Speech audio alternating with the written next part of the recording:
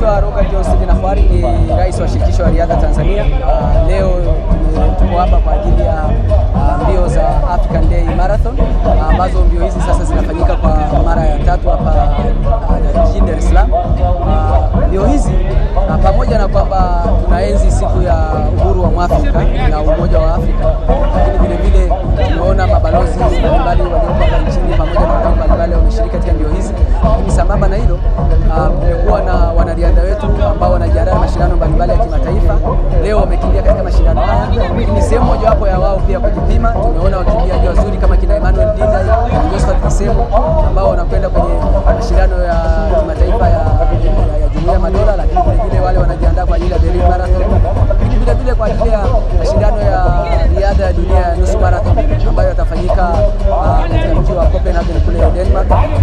Kwa hiyo mashindano haya ni muhimu sana kwa wanariadha wetu kwa sehemu ya kujipima. Tumeona vijana chipukizi leo wamefanya vizuri katika mbio hizi. Kijana yule ambaye ni mwanafunzi amemaliza alikuwa kwenye UNICEF mwaka jana, leo ameingia nafasi ya pili katika mashindano haya. Kwa hiyo ni namna gani tunaona jinsi riadha Tanzania vijana chipukizi wanavyoanza kujitokeza kushiriki katika mashindano mbalimbali hapa nchini, na namna gani mbio hizi za road races zinasaidia hasa kwa wanariadha wetu chipukizi kuja kujipima na kuja kupata uzoefu mkubwa katika mashindano mbalimbali, na haya yatawasaidia pia kwenda kwa mashindano makubwa ya kimataifa. Majina naitwa Emmanuel. Watoto wale wote walioshiriki chini ya miaka 15 naomba pia mje hapa. Watoto msogee karibu. Mungu kwa kuwa mshindi.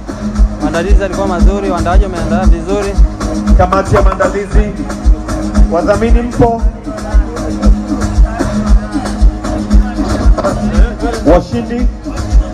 Washindi, naomba washindi wote mna medali zenu. Kwa majina naitwa Emmanuel Daudi. Washindi all the winners. Washindi wa kilomita 10.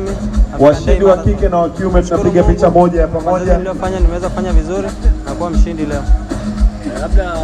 Asante sana. Nashukuru. Naomba tuwapishe sasa washindi. Kwa waandaaji wamepambana. Washindi all the winners, naomba tusimame nyuma mgeni rasmi wa kike na wa kiume. Tunamshukuru Mungu tumemaliza salama. 245